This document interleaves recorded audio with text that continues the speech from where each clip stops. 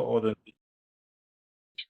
Hi, everyone. Welcome back to another interesting episode on Behind the Scenes in Health with Dr. Ron. And on today's episode, we'll be diving into the intersection of medicine and adventure. And as you might all know, for a lot of healthcare professionals, it's very difficult to juggle a very challenging medical practice and at the same time, the desire to explore the world. But today's guest has found a way to sort of master that art.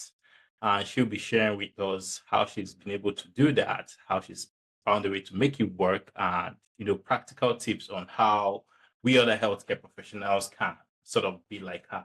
Thank you, Dr. Fiyinfoluwa, for joining us in the studio today. So can we meet you briefly? Thank you so much for having me. So my name is Fiyinfoluwa, and in a nutshell, I'm a Christian, I'm a doctor, and I'm a traveler.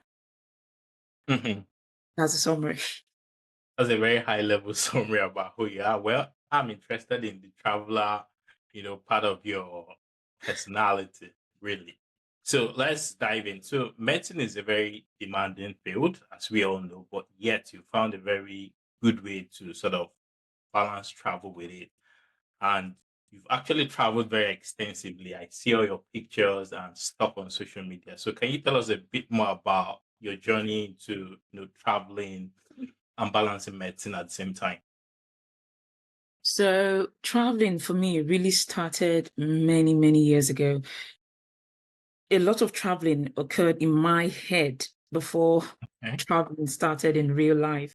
So in secondary school, I think we had a teacher, a geography teacher called Mr. Daniel. And Mr. Daniel knew his onions. He was quite good. And he made, particularly map reading, he made it really interesting. So I think that was where it all started. And I can never forget Mr. Daniel and his geography classes and his map reading and all of that. So yeah, that was where the interest started from, and it just grew from there. But of course, I didn't have the opportunity to travel. I was just a teenager back then. So yeah, it was just in me. It was in me till the opportunity came. Okay. So in what shape or form did that opportunity present itself? Okay, then first thing first, after I had a distinction in geography at the end of the day in WIAC, and then medical school came. Then just life was just happening, Mhm. life was just happening. Medical school came. There are just two things about traveling. Do you have the chance? That's the time, Yeah. and the money. Those are the things needed. So, and then I love to say the courage as well. So three things basically. So medical school came, then house job, medical Yeah. shenanigans, all of those things that you have to do. Yeah. And then I moved abroad. Mhm. But just before I left Nigeria, the first time I got on a plane was to Amsterdam, and I attended a medical conference. But I think I'm That's still going to talk about that later. yeah. And after that first time, I just knew something was going to happen subsequently. I knew, no, this might be the first time, but it's not going to be the last. Yeah. So afterwards, I worked a bit in Nigeria, then I moved abroad. And then the time and chance came, and then I seized my opportunity. That's interesting. You said you need to have the money, you need to have the time, and you need to Yeah. have the courage, right? So Mm, for a lot of medics like us now, I think we struggle mostly with the time issue. So yeah. how do you carve out time to out of the busy schedule to So travel? I think that if you want to do something, if something is really paramount on your mind, I think you're going to do it. And if you don't want to do something, you find an excuse.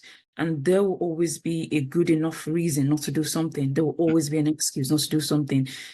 In as much as you don't want to do it, or in as much as it's not a priority to you, there will always be good enough reasons not to.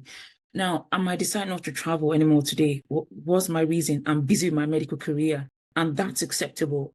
Yeah. That's fine. Everybody will understand that. But it's really important to me. So I really carve out time to do this. And the first thing is at the beginning of the year, trust me, I have my travel plans mapped out for the next 18 months as you're looking at me. Interesting. Yeah.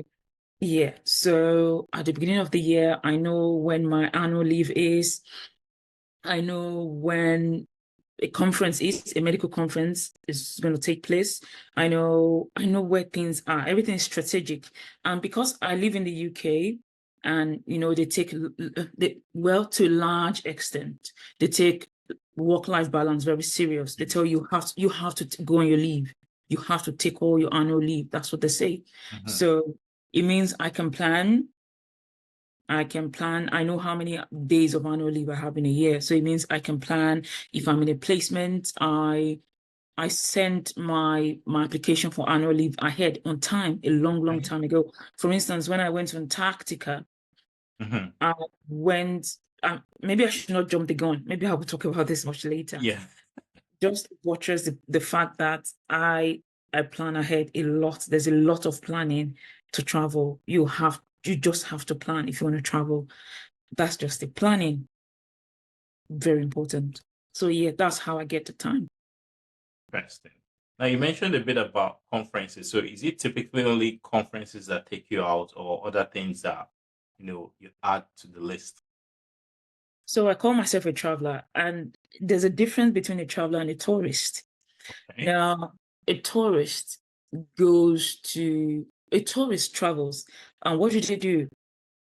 They just sit on a beach, for instance, lie down, laze around all day on the beach. Maybe a resort center, maybe in an all-inclusive resort center. They sit there, they lie down there, they don't go anywhere. Or maybe they take a walk on the beach. That's it. They've come to relax. They left their home country to another country to relax. That's a tourist. But I'm a traveler in the sense that when I get to a new country, I immerse myself in the culture of the place. So it means I don't sit around lazing around all day. I go out, I mix with the locals, I see the world through their eyes, I ask questions. What's special about this place? What's your history like? What people who used to be here maybe 1,000 years ago, what were they like? What happened then? So I'm really, really curious about people and the world. So it's really my curiosity that takes me out there. So that's the difference between a traveler and a tourist. So looking at this difference you've just painted now, so basically for you to spend time immersing yourself in people's cultures and all of that, on the average, how long do you spend in one location? That varies. It really varies. I'll give you an example. I was in Malta last month. It was December. Malta was beautiful. It was one of the best places I've been. It was wonderful. So I was there for about a week. Every day I was just stepping out. I was going, there's a part of the Bible occurs in Malta. So I was really curious about seeing all of those places that happen in the Bible. Yeah, Apostle Paul, where a snake fastened to his hand. I saw the island. So there were just so many things about Malta that I really liked. So I was there for about a week, and every day I went out, there was just always something to see. So that's an example of a place that I really enjoyed. And there are some places that don't really gel with me. Don't ask me to mention countries, please. No, I'm not putting you on the spot. Don't worry. And the places I go to, and I'm like, no, I will leave this place. And maybe in 72 hours, I'm out. Okay. Because it doesn't gel, or you don't feel the I'm not vibe. feeling. Yeah, there's some places I went to like that. I didn't feel the vibe at all. Probably ask you privately anyway, because that's fine. So looking at this, I mean, you've gone round a bit, you sort of immersed yourself in other people's, cultures and environment and all of that. So how has that sort of shaped your personality or perspective about the world? Well, that's a really good question. first, when you travel, I always say that, or I love to say that one of the most political things you can ever do in life is to travel. Because when you travel, that's when you see how the world sees you. You see what it means like to travel in a black skin and then to carry the passport you carry. Now, this is a different conversation altogether. Yeah. I can write an entire book about my experiences abroad, the way people have related with me and spoken with me because of my black skin, because they're not expecting to see a black person in certain spaces. And then sometimes, okay, when I was traveling with a Nigerian passport, I've seen people relate with me. You know, you're coming from a developing country. How are you able to do this? Yeah. Yeah. And then the way people relate with me on a Nigerian passport is different from the way they relate with me on a British passport. And it's just the way the world works. Okay. So I can write a book on how the world sees me as a Black woman traveling. And then, yeah, that's number one. I've seen, well, when I travel, I've seen people ask me, people have asked me, how come you speak English so good? Yeah, do they even speak English in Nigeria at all? And I'm going to mention this. It's the person who asked me this question, okay, comes from a Commonwealth country. Okay. And I was surprised because we're both from a Commonwealth country. Exactly. And we are both products of the British imperialism. Yeah. So is it that you're that ignorant or something? But I didn't say that out. Yeah. Out loud. So yeah, I've had some encounters when I travel. I've had some encounters that just left me really. Sometimes I felt sad. Sometimes I felt surprised. Sometimes I felt just different feelings. Just different feelings. On the other hand, yeah. Sometimes I felt shocked at the level of ignorance. You know, some questions I was asked, and then on the other hand, I've met people who say, "Oh, Nigerians are the most the people with the highest sorry, how to put it, most well-read people." Yeah, we have the most degrees. Something like that. Yeah, we have the most degrees. Yes, things like that. You're very happy. Yeah. And then I've met someone told me, "Oh, you speak English so good because you live in the UK." Okay, I see that. That yeah, you went to the UK when you were a child, when you were a baby. That's why you speak English so well. Yeah, so you just see the way people see you. It's just, yeah. And then you see the way the rest of the world views the African continent. Yeah. You know, you're African, you're not even African American. So in some places, when you get into some spaces, people are looking like you like, really? And then when you open your mouth and say you're a doctor as well, and people are like, really? Is that possible? Yeah, how is that? How does that work? So just different things. Sometimes it's funny, and then you're carrying a Nigerian passport, immigration. Sometimes they're not kind at all. Just because of the green passport. Yeah, they're not kind. Sometimes they're very rude. Sometimes they just don't want to hear you out. There's a stereotype around the green passport, and they treat you like they harass you because of the color of the passport you carry. But everything changed when I got a blue passport. Everything changed. Everything changed. It was as if I had a facial reconstructive surgery, somebody different. And so even if I'm stopped, like I remember Armenia in the airport, they said they were doing, the funny thing when they say they are doing a random stop and search, but you look around and you're the only random person. But it is random. Don't worry about it. It is random. So I was told to stop. They took my passport. Within 1 minute, they told me to go. It was no longer random. Yeah, it was a blue passport. They told me to go. But I know that if I was carrying a Nigerian passport, I had an issue. Yeah, I had an issue in Greece and in the Maldives with my passport, my green passport. Wow. I'll make a note of that. Yeah, so yeah, just different things. Just different things with travel. So yeah. I I mean, hope I answered your question. yeah, yeah, true. Yep, you did. I mean, and he also reminds me of this. What's his name? This popular YouTuber. I think Tayo Aino. I don't know Yeah, if you're following when he was yeah, recounting why he had to go and buy a passport from I think St. yeah, Kitts or so. yeah, And now he's able to just, reach through wherever he wants to go to, yeah, just because he has a second passport. yeah, yeah. Ah, so does it mean that everybody needs to get a second passport? Well, Well, if you love to travel, number one is a second passport will save you the hassles of applying for a visa. yeah, That costs a lot of money and time. Sincerely, that's the number one thing that puts people off traveling. You know, the number of documents you have to get before you apply for a visa. And then when you apply for the visa, maybe they give you 2 weeks or very a short time. ridiculous, yeah, a ridiculous amount of time. So yeah, there are just so many issues that affect Black people from a developing world when they want to travel. There's Yeah. so many issues around it. It's interesting. I hope things change for the better anyway. But yeah.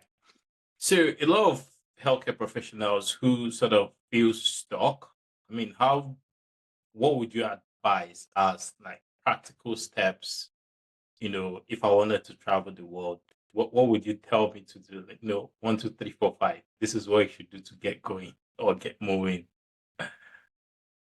No, to start with, nobody feels stuck. I don't believe anybody is stuck. I don't Okay. believe anybody is stuck. I think that if you want to, you will find a way. Hmm. That's my conclusion. So my advice would be this: you have to plan ahead. Planning. Okay. Yeah, plan. You need very careful planning. Plan ahead. That's one. Number two, make use of conferences. Okay. The first time I got on a plane ever was 2014. That's about 11 years ago now. And it was to fly from Lagos to Amsterdam. I was attending a conference. My first ever visa was a Schengen visa. It was for a medical conference Okay. in the Netherlands. And I was glad I went for that conference because I met so many people. I made so many friends, people that are still in my life, even now. Wow. Yeah. Yeah. And it was an eye opener for me.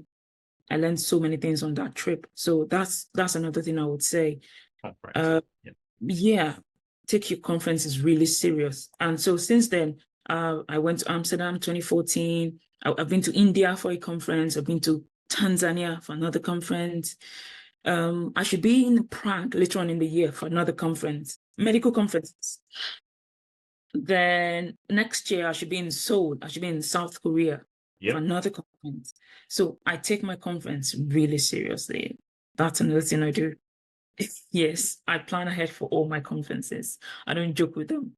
And another thing I would say is there are visas that you can use to go to other countries. For instance, I'll give you an example. A Schengen visa, there are some powerful visas in the world. Hmm. For instance, a UK visa, a US visa, a Canadian visa, and a Schengen visa. Very powerful visas. Hmm. Because with a Schengen visa, there are so many places you can travel to. For instance, Mexico. If you have a Schengen visa or a US visa, you can go to Mexico. You can go to Jamaica, I think. There are so many countries you can go with those visas. With a US visa as well, you can enter Mexico. Okay. Yeah, there are. I have a list on my phone. I don't have it off the top of my head now. Okay. Yeah, there are visas where you can. Then, if you have a UK visa, a UK resident permit, you can get into Montenegro. People go on Okay. holiday to Montenegro and Albania. The two countries are close by, Yeah. so you can travel to those countries with just your UK BRP. People have BRPs That's interesting. and Nigerian passports as well. So you can use your visas in the visas you have in different ways. And I would say if there's any visa you want to apply for, if you have an Nigerian passport, consider US, Canada, UK, Schengen. Very powerful. Those are the most powerful visas in the world. Visas in the world. Yes, yes. That's just what I would advise you to do. And then maybe you target attending conferences in places like that. Yeah. Okay. Mhm. Then and then you don't have to start big, start small. Start small. So where is small now? For instance, I'll give you an example. Last weekend, Yeah. I had a spontaneous trip. It was last minute, it was spontaneous, and it was to Dublin. Okay. So Dublin, it was 45 minutes away. It was 50 quid return ticket. I mean, that's small. That's small. Yeah. Yeah, it feels like across the road. It was very, in fact, we went up the plane went up in about 30 minutes. The pilot was saying, yeah, we're getting ready to land. It's really close by, it's not far away. It was just 50 quid going through. Yeah, 50, yeah, one weekend. If you go Saturday, come back Sunday. In fact, you know the funny thing? It's easier to go on a holiday abroad than to stay within the UK. It's cheaper. So it's cheaper to go on than to stay within the UK. So yeah. So start small. Start from somewhere in the UK. The UK has 4 devolved nations. I see people ask me, I want to start traveling. Have you even been to Wales? Have you been to Scotland? Mhm. Like, there's so many places to see in Scotland, in Northern Ireland, in Wales. Yeah. So many things to do there. The Giant Causeway is in Northern Ireland. You've not even been there. So you need to start from places like that. There's a Game of Thrones set in Northern Ireland as well. Yeah. There's the Scottish Highlands. There's so many things to do in the 4 devolved nations of the UK. You need to start from there. So those are the places you don't even need a visa to go to. If, let's say Ireland, you do need a visa if you carry a Nigerian passport. Passport, yeah. But places like that. So you don't need to start on a large scale. You just need to start small, start somewhere, and then see how it goes. And then start building from there. Notes to self. So me too, I need to start small myself. That's interesting. So I think it's a very good point. I mean, because I think a lot of us sort of overthink it. We're just thinking of like, the big places, the ones that require a lot of planning, a lot of money, and a lot of stress in quotes, when we could Yeah. actually start from the small places around that, Yeah. If you get Schengen visa, for instance, Paris is not far away too. In an hour, you can fly to Paris. So that's also a good place to start from. It's not far at all. You can get on the train, you can get on the Eurostar, pass through the, you can often get off without flying. So yeah, things like that. And then, but the most important thing is just have a plan. I will say this: when I was going to the Antarctica, Yeah. I was in residency at that time, but by May, June, Antarctica was in December, but by May, June, I already knew I was going. And to get to Antarctica, you need to pass through Argentina. And I was carrying a Nigerian passport at that time. It was 6 years ago. I had a Nigerian passport. I needed a visa. You don't need a visa to get to Antarctica, but you need a visa To pass to through. Argentina. Yes, that's where the ship we leave from. Ah, I see. Yeah. So by May, June, I knew I was going. October, I already applied for the visa, for the Argentina visa. I know they don't know anything about visa. Visas could be very annoying. The application could be very, very annoying.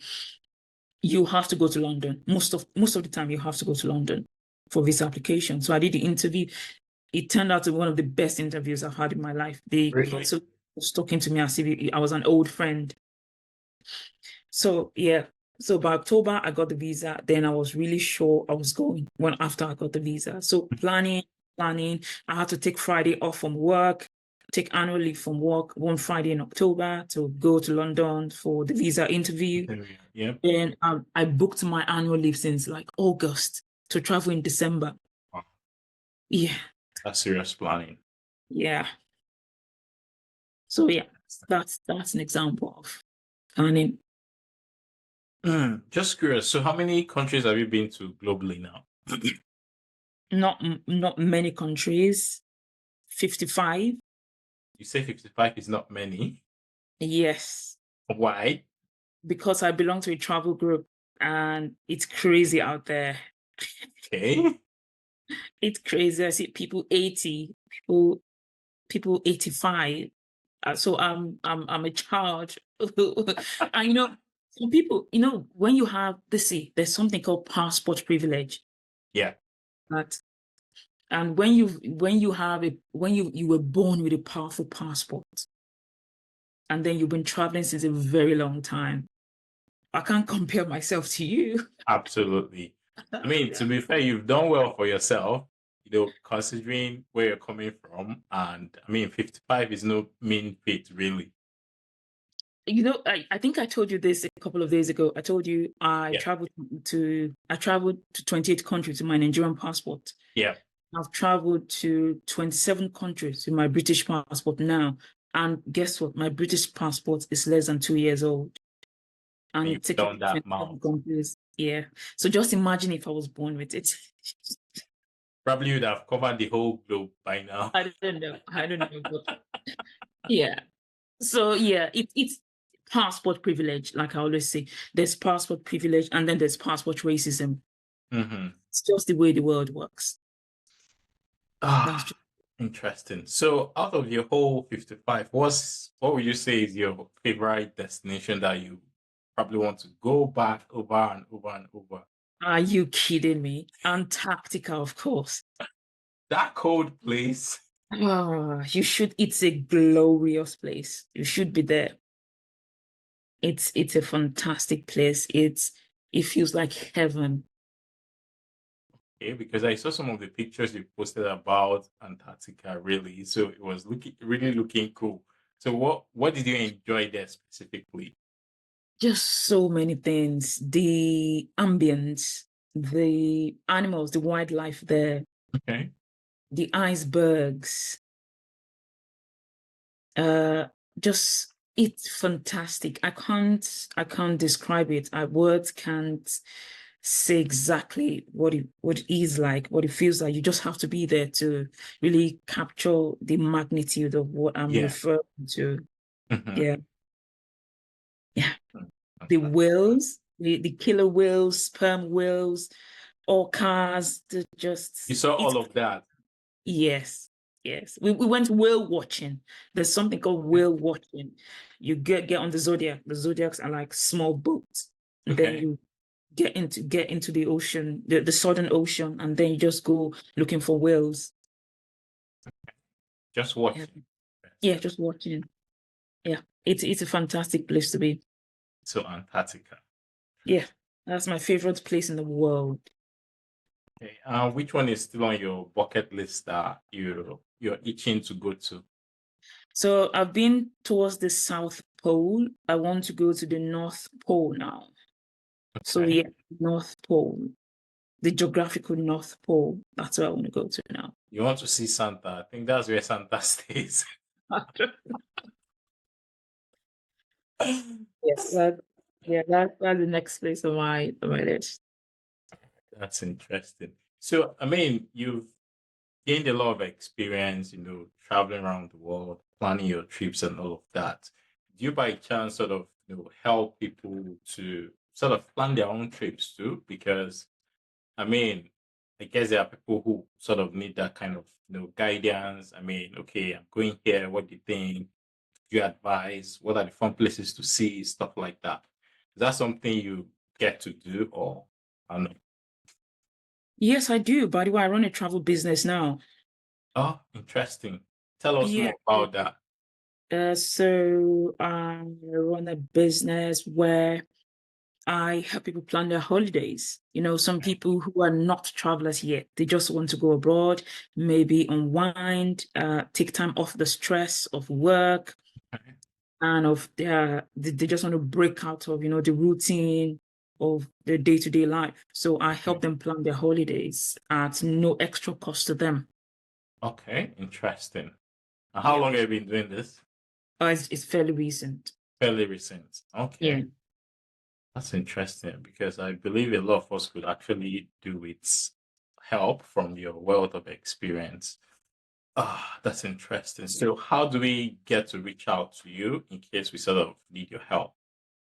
It's Superstar Travels and Tours on Facebook. You can send me a DM on there. Superstar Travels and Tours. Superstar Travels and Tours. I'll probably Yeah. get the link from you. Put it in the comment section so that Okay. I can easily find you. I think I might also be needing your service very soon. So yeah, is it super as in SUPER, right? Yeah, that's correct. Superstar. Yeah, Superstar. Yeah. Oh, that's interesting. Just conscious of time, really. So it's been an interesting episode. I'll probably bring you on for a part two.